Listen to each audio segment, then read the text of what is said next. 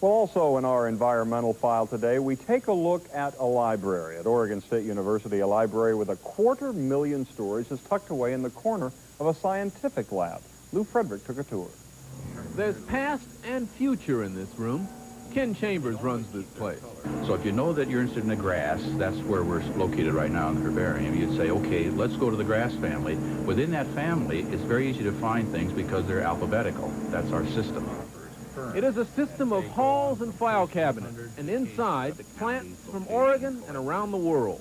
And then the specimen, as you see, is the physical plant itself. It's not a photograph or a computer-generated data. The data for the plant are right there, and they're preserved by being dried, pressed, kept protected from insects. They'll last for 200 or 300 years. We need these ferns and molds and grasses. They tell us what was here before houses and industry and development. Some of the plants were pressed and dried more than 100 years ago. So the hope is that some oddball plant comes in, we can identify it. But you got to go look at something physically to compare with this problem plant, whatever it is.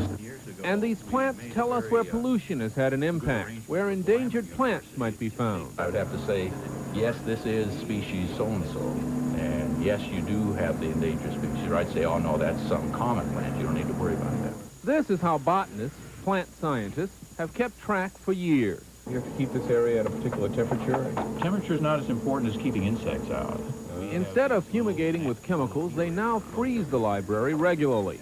And a computer system may soon help as well. But the basic system remains, the human eye.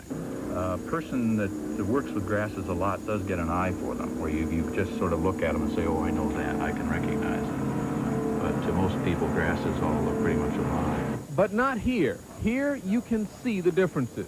A library of differences. Lou Frederick, News 8.